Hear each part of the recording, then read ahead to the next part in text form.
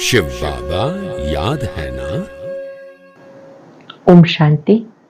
आज 31 मई 2024 के साकार मधुर महावाक्य हैं। आज मई मास का लास्ट डे है। हम सब स्वयं का मूल्यांकन करेंगे।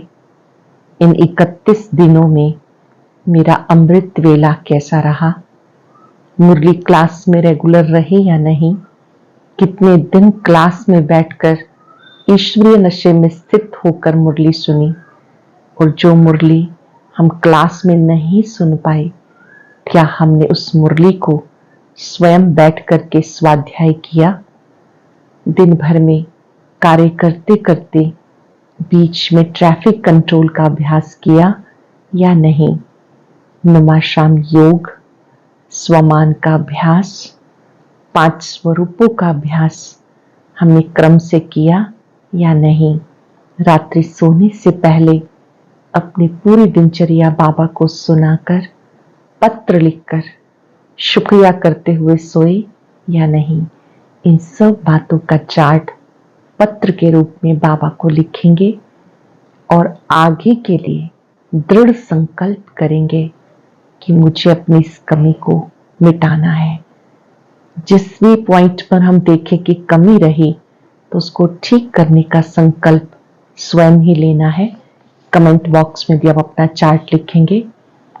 आज जो हम बाबा की मुरली सुन रहे हैं उसमें बाबा ने बहुत सुंदर बात कही है। वैसे भी आज शुक्रिया दिवस है। बाबा हम बच्चों को निर्विकारी बनाने के लिए आए हैं और ये याद दिलाया कि आलस और अलबेलापन ये भी अपवित्रता है। बाबा की याद से इस अपवित्रता को मिटा देना है। अमृत वेले से लेकर रात्रि तक जो भी आपकी दिनचर्या है उसमें कहीं भी आलस अलबेलापन ना आए। अगर उसमें आलस अलबेलापन है तो आपके जो पुजारी होंगे वो भी फिर मजबूरी से ही कार्य करेंगे, लेकिन संपूर्ण निर्विकारी बनो। याद दिलाया बाबा ने कि मैं कांटों को फूल बनाने के लिए आया हूं। कलयुगी कांटे से सतयुगी फूल बनने के लिए देह अभिमान का त्याग करना है। बाबा के पास बच्चे आते हैं, बाबा महामंत्र देते हैं। मन मनाभव के महामंत्र से आप मनुष्य से देवता बन जाते हो। कल्प में एक बार बाबा सम्मुख आकर महामंत्र देते हैं, मन मनाभव। कलयुगी दुनिया की जो भी लोक लाज की मर्यादाएं हैं उन्हें छोड़कर अब सत्युगी मर्यादाओं को पालन करना है। सत्य मर्यादा पर चलना है, क्योंकि आप नई दुनिया में जा रहे हो। इस दुनिया से दिल नहीं लगानी, एक बाबा से दिल लगानी है। सुनते हैं बाबा के मधुर बोल। बाबा ने कहा, मीठे बच्चे, बाबा आए हैं कांटों को फूल बनाने के लिए। शिव बाबा आए हैं कांटों को फूल बनाने के लिए। सबसे बड़ा कांटा है देह अभिमान। इससे सब विकार आते हैं। इसलिए देही अभिमानी बनो। देह अभिमान से सब विकार आते हैं, इसलिए देही अभिमानी बनो। क्वेश्चन है, भक्तों के बाप ने किस कर्तव्य को न समझने के कारण सर्वव्यापी कह दिया। भक्तों ने बाप के किस कर्तव्य को न समझने के कारण उन्हें सर्वव्यापी कह दिया। बाप बहुरूपी है। जहां आवश्यकता होती है सेकंड में किसी बच्चे में भी प्रवेश कर सामने वाली आत्मा का कल्याण कर देते हैं। भक्तों को साक्षात्कार करा देते। वह सर्वव्यापी नहीं, वो तीखा रॉकेट है। बाप को आने जाने में देरी नहीं लगती। इस बात को न समझने के कारण भक्त लोग सर्वव्यापी कह देते हैं। बाबा बच्चों के कल्याण अर्थ किसी भी बच्चे के द्वारा अपना कार्य कराते हैं, इसलिए उनको बहुरूपी कहते हैं। बहुरूपी को ही उन्होंने सर्वव्यापक कह दिया। बाप बहुरूपी है। जहां आवश्यकता होती है सेकंड में किसी बच्चे में प्रवेश कर सामने वाली आत्मा का कल्याण कर देते हैं। भक्तों को साक्षात्कार करा देते हैं। वह सर्वव्यापी नहीं, वो तीखा रॉकेट है। बाप को आने जाने में देरी नहीं लगती। इस बात को न समझने के कारण भक्त लोग सर्वव्यापी कह देते हैं। ओम शांति। यह छोटा सा गुलशन, ह्यूमन गुलशन, बगीचे में तुम जाओ तो उसमें पुराने झाड़ भी होते हैं, किस्म किस्म के। बगीचे में किस्म किस्म के झाड़ भी होते हैं, कहाँ मुखड़ियां भी होती हैं, कहाँ आधी खिली हुई मुखड़ियां होती हैं। ये भी बगीचा है ना। ये तो बच्चे जानते। यहाँ आते कांटों से फूल बनने। श्रीमत से हम कांटे से फूल बन रहे हैं। कांटे जंगल के हैं, फूल बगीचे में होते हैं। बगीचा है स्वर्ग, जंगल है नर्क। बाबा भी समझाते, यह है पतित कांटों का जंगल, वह फूलों का बगीचा। फूलों का बगीचा था, वो भी कांटों का जंगल बन गया। देह अभिमान है सबसे बड़ा कांटा, उसके बाद सब विकार आते हैं। वहां तो तुम देही अभिमानी रहते हो, आत्मा भी ज्ञान रहता है। अब हमारी आयु पूरी होती है, अब हम ये पुराना शरीर छोड़ दूसरा जाकर लेंगे। साक्षात्कार होता है, हम गर्भ महल में जाकर विराजमान होंगे, फिर मुखड़ी बनकर मुखड़ी से फूल बनेंगे। ये आत्मा को ज्ञान है। सृष्टि चक्र कैसे फिरता है ये ज्ञान नहीं है। सिर्फ ये ज्ञान रहता है कि ये शरीर पुराना है, इसको बदलना है। सतयुग में ये स्मृति रहती है कि हम आत्मा हैं और हमें ये शरीर बदलना है, लेकिन सृष्टि चक्र का ज्ञान नहीं रहता है। अंदर में खुशी रहती है। कलयुगी दुनिया की कोई भी रस्म आदि वहां होती नहीं। यहाँ होते लोक लाज, कुल की मर्यादा। फर्क है ना, वहां की मर्यादा को सत्य मर्यादा कहा जाता, यहाँ है असत्य मर्यादा। सृष्टि तो है ना, बाप आते ही हैं जब आसुरी संप्रदाय है, उसमें दैवी संप्रदाय की स्थापना हो जाती, तब विनाश होता। तो जरूर आसुरी संप्रदाय है, उसमें दैवी गुण वाली संप्रदाय स्थापन हो रही है। ये भी समझाया, योग बल से विकर्म विनाश होते हैं, जन्म जन्मांतर के पाप नष्ट होते हैं। इस जन्म में भी जो पाप किए हैं वो बताने पड़े, उसमें भी खास है विकार की बात। याद में है बल, बाप है सर्वशक्तिवान। तुम जानते हो जो सर्व का बाप है, उनके साथ योग लगाने से पाप भस्म हो जाते हैं। जो सर्व का बाप है, कल्याणकारी है, उनसे योग लगाने से पाप भस्म हो जाते हैं। 5 सेकंड के लिए बाबा के स्वरूप पर एकाग्र हो जाएं। उनसे निकलता अनंत प्रकाश मुझे पावन कर रहा है।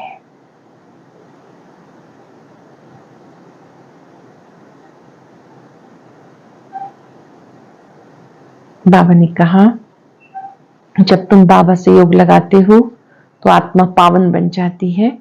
लक्ष्मी नारायण भी सर्वशक्तिवान है ना, सारी सृष्टि पर इनका राज्य है। वो है ही नई दुनिया, हर चीज नई। अब तो जमीन ही कलराठी हो गई। अब तुम बच्चे नई दुनिया के मालिक बनते हो, तो इतनी खुशी रहनी चाहिए ना। जैसे स्टूडेंट जैसी खुशी भी, जैसे स्टूडेंट वैसी खुशी भी जास्ती होगी। तुम्हारी ये है ऊंचे से ऊंची यूनिवर्सिटी और ऊंचे से ऊंचा पढ़ाने वाला। बच्चे पढ़ते भी हैं ऊंच से ऊंच बनने के लिए। तुम कितना नीच थे, एकदम नीच से फिर ऊंच बनते हो। बाप खुद ही कहते, तुम स्वर्ग के लायक थोड़े ही हो, अपवित्र तो वहां जा ना सके। नीचे हैं तभी उच्च देवताओं के आगे उनकी महिमा गाते हैं।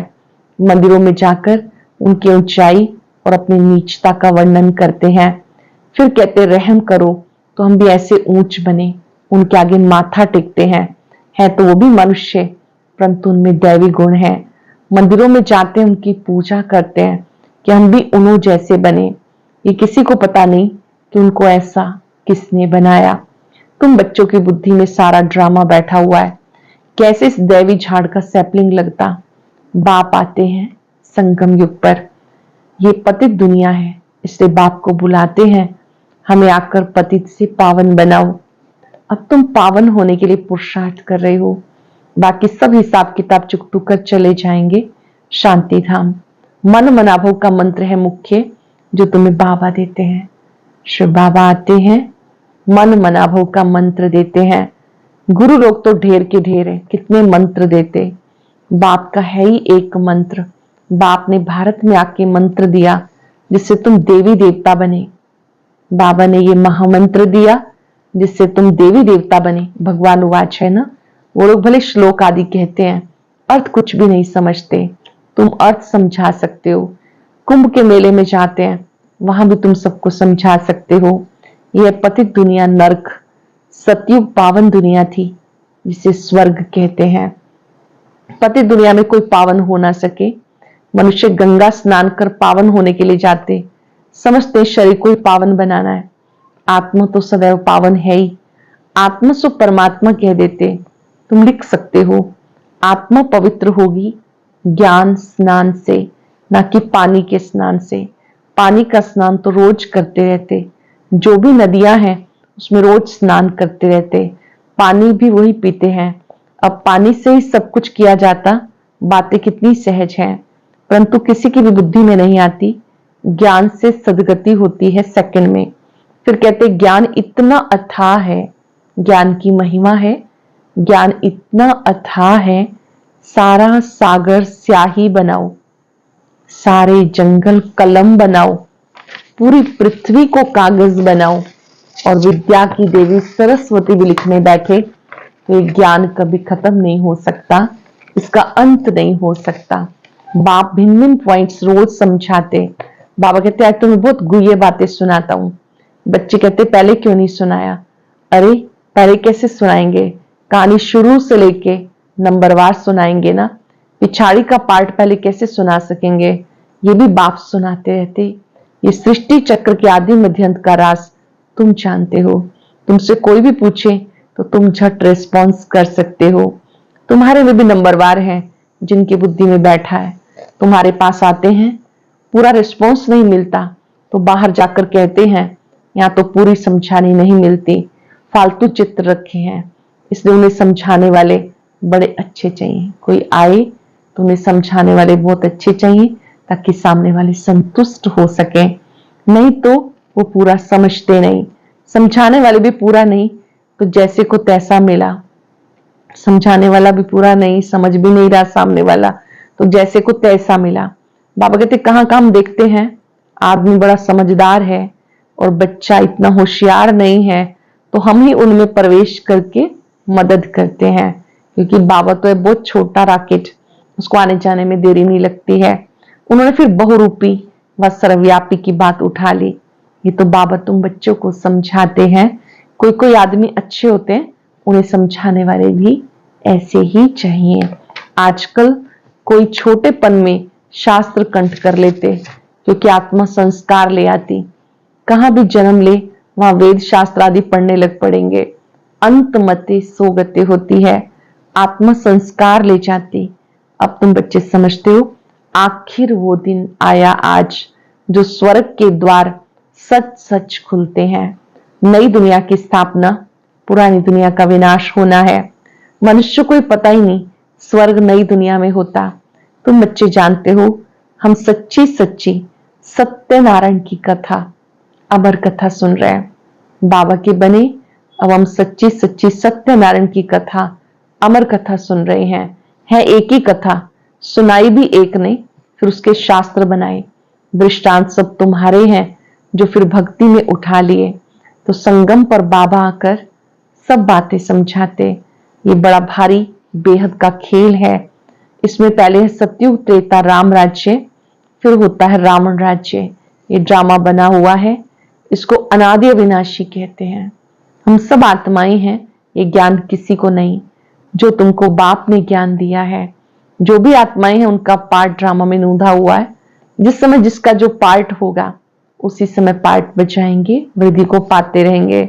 बच्चों के लिए मुख्य बात है पतित से पावन बनना। बुलाते भी है पतित पावन आओ, बच्चे ही बुलाते। बाबा भी कहते हमारे बच्चे काम चिता पर बैठ भस्म हो गए।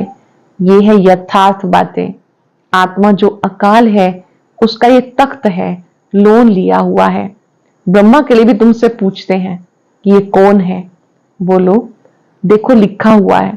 भगवान वाच मैं साधारण तन में आता हूं, ये सजा हुआ श्री कृष्ण ही 84 जन्म लेकर फिर साधारण बन जाता है, साधारण ही फिर श्री कृष्ण बनता है। सरल शब्दों में, जो सत्युग में श्री कृष्ण थे वही आत्मा लास्ट बर्थ में प्रजापिता ब्रह्मा है, और ब्रह्मा के द्वारा जब शिव बाबा ज्ञान देते हैं फिर से वो आत्मा 16 कला संपन्न संपूर्ण बन जाती श्री कृष्ण जी कहलाती है।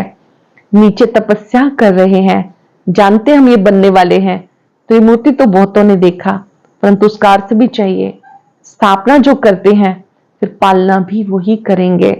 स्थापना के समय का नाम रूप देश काल अलग, पालना का नाम रूप देश काल अलग है। ये बातें समझाने में बहुत सहज है, चित्र दिखा के समझाना सहज है। त्रिमूर्ति का चित्र बाबा याद कर रहे हैं, ये नीचे तपस्या कर रहे हैं, फिर ये बनने वाले हैं। यही 84 जन्म ले ये बनते हैं। कितना सहज ज्ञान है सेकंड का, बुद्धि में ज्ञान है, हम ये देवता बनते हैं। 84 जन्म इन देवताओं के को ही लेने हैं, और कोई लेते हैं क्या? 84 का राज भी बच्चों को समझाया। देवताएं ही हैं जो पहले पहले आते हैं।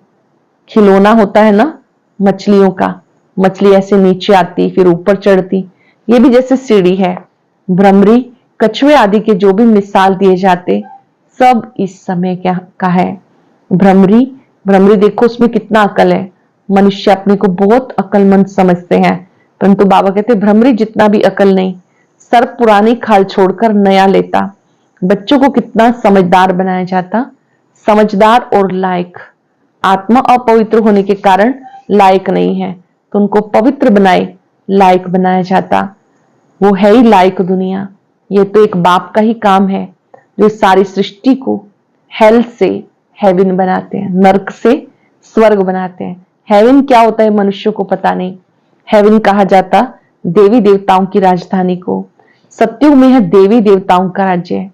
तुम समझते हो सतयुग नई दुनिया में हम ही राजभाग करते हैं। 84 जन्म भी हमने ही लिए। कितनी बार राज्य लिया, कुछ भी बाबा कहते आपके लिए मुश्किल नहीं। आपने कार्य अनेकों बार किया फिर गवाया, ये भी तुम जानते हो। राम मत से तुमने राज्य लिया, रावण मत से राज्य गवा दिया।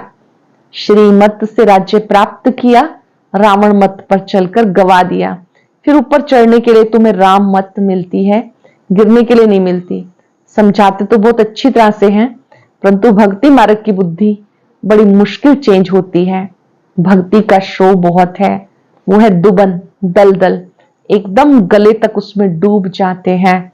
जब सबका अंत होता है मैं तब आता हूं, सबको ज्ञान से पार ले जाता हूं। मैं आकर इन बच्चों द्वारा कार्य कराता हूं। बाबा के साथ सर्विस करने वाले तुम ब्राह्मण ही हो जिन्हें खुदाई खिदमतगार कहते हैं। शिव बाबा के साथ हेल्प करने वाले, सहयोग देने वाले हम सब हैं खुदाई खिदमतगार। ये सबसे अच्छे से अच्छी खिदमत है। बच्चों को श्रीमत मिलती, ऐसे ऐसे करो, फिर उनसे छाट कर निकलेंगे। ये भी नई बात नहीं। कल्प पहले भी जितने देवी देवता निकले थे वही अब निकलेंगे। ड्रामा में नूंद है, तुम्हें सिर्फ पैगाम पहुंचाना है बहुत सहज। जानते हो भगवान आते हैं कल्प के संगम पर जब भक्ति फुल फोर्स में है। बाबा आते हैं कल्प के संगम पर जबकि भक्ति फुल फोर्स में है। बाबा आकर सबको ले जाते। तुम पर अब बृहस्पति की दशा है, सब स्वर्ग में जाते, फिर पढ़ाई में नंबरवार होते। कोई पर मंगल की दशा, कोई पर राहु की दशा नंबरवार होती है, किसी पर कोई दशा, किसी पर कोई। सबसे अच्छी होती है बृहस्पति की दशा, बुरे से बुरी राहु की दशा। अच्छा, मीठे मीठे सिक्के लदे बच्चों प्रति माता पिता बाप दादा का याद प्यार गुड मॉर्निंग। रूहानी बाप की रूहानी बच्चों को नमस्ते। रूहानी बच्चों की रूहानी बाप दादा को याद प्यार नमस्ते गुड मॉर्निंग। शुक्रिया बाबा, शुक्रिया। धारणा के लिए सार। पहली पॉइंट है लायक और समझदार बनने के लिए पवित्र बनना है। सारी दुनिया को नरक से स्वर्ग बनाने के लिए बाबा के साथ सर्विस करनी है। खुदाई खिदमतगार बनना है। कलयुगी दुनिया की रस्म रिवाज, लोक लाज, कुल की मर्यादा छोड़ सत्य मर्यादाओं का पालन करना है। दैवी गुण संपन्न बन दैवी संप्रदाय की स्थापना करनी है। लायक और समझदार बनने के लिए पवित्र बनना है। सारी दुनिया को नर्क से स्वर्ग बनाने के लिए बाप के साथ सर्विस करनी है। खुदाई खिदमतगार बनना है। कलयुगी दुनिया की रस्म रिवाज, लोक लाज, कुल की मर्यादा छोड़ सत्य मर्यादाओं का पालन करना है। दैवी गुण संपन्न बन दैवी संप्रदाय की स्थापना करनी है। वरदान है अपवित्रता का अंश, आलस और अलबेलेपन का त्याग करने वाले संपूर्ण निर्विकारी भव। अपवित्रता का अंश, आलस अलबेलेपन का त्याग करने वाले संपूर्ण निर्विकारी भव। दिनचर्या के कोई भी कर्म में नीचे ऊपर होना, आलस्य में आना या अलबेला होना, ये विकार का अंश है जिसका प्रभाव पूजनीय बनने पर पड़ता है। यदि आप अमृत वेले स्वयं को जागृत स्थिति में अनुभव नहीं करते, मजबूरी से व सुस्ती से बैठते हो, तो पुजारी भी मजबूरी व सुस्ती से पूजा करेंगे। तो आलस्य व अलबेलेपन का त्याग कर दो, तब संपूर्ण निर्विकारी बन सकेंगे। दिनचर्या के कोई भी कर्म में नीचे ऊपर होना, आलस्य में आना, अलबेला होना, ये विकार का अंश है जिसका प्रभाव पूजनीय बनने पर पड़ता है। यदि आप अमृत वेले स्वयं को जागृत स्थिति में अनुभव नहीं करते, मजबूरी से व सुस्ती से बैठते हो, तो पुजारी भी मजबूरी व सुस्ती से पूजा करेंगे। तो आलस अलबेलेपन का त्याग कर दो, तब संपूर्ण निर्विकारी बन सकेंगे। सरल शब्दों में आलस अलबेलापन, इसका त्याग करेंगे तब संपूर्ण निर्विकारी कहलाएंगे। कई बार इनको नॉर्मल समझते हैं, लेकिन बाबा ने कहा ये भी अपवित्रता का अंश है। आप बच्चों में ना तो आलस्य हो ना ही अलबेलापन। स्लोगन है, सेवा भले करो लेकिन व्यर्थ खर्च नहीं करो। सेवा भले करो, सेवा में खर्चा भी होता ही है, लेकिन व्यर्थ खर्च नहीं करना। कोई भी चीज अगर हम ले रहे हैं तो एक बार जरूर पूछना है कि इसके बिना कार्य चल सकता है ना। आवश्यकता से अधिक चीजें इकट्ठी नहीं करनी है और उस पर धन बर्बाद नहीं करना। सेवार्थ भले खर्च करो, अनेक आत्माओं के कल्याण के लिए, अनेक आत्माओं के सुख के लिए भले खर्च करो। आज हम सब दिल से बाबा का शुक्रिया करेंगे जिन्होंने हमें संपूर्ण निर्विकारी बनाया और आलस अलबेलेपन से मुक्त रहना सिखाया। दिल की गहराइयों से विश्व नियंता का शुक्रिया करें।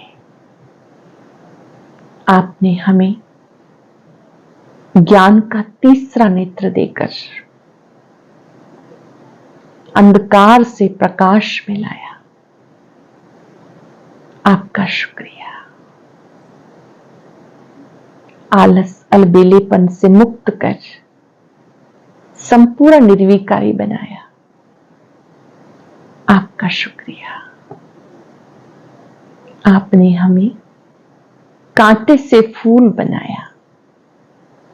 आपका शुक्रिया। महामंत्र देकर मानव से देव बनाया। आपका शुक्रिया। सबके गुणों को देखकर गुणवान बनो, गुणवान बनने का महामंत्र दिया। आपका शुक्रिया। कुछ पल के लिए इस शुक्रिया की ताकत को महसूस करें। बाबा से आती हर किरण मुझे सुकून दे रही है। गुणों के सागर बाबा, शक्तियों के सागर बाबा, आपका बारंबार शुक्रिया, शुक्रिया, शुक्रिया। आज का अव्यक्त ज्ञान मोती बहुत विशेष है, सभी भाई बहनें जरूर सुने। अव्यक्त ज्ञान मोती सुनने के लिए ऊपर दिए गए बॉक्स पर क्लिक करें।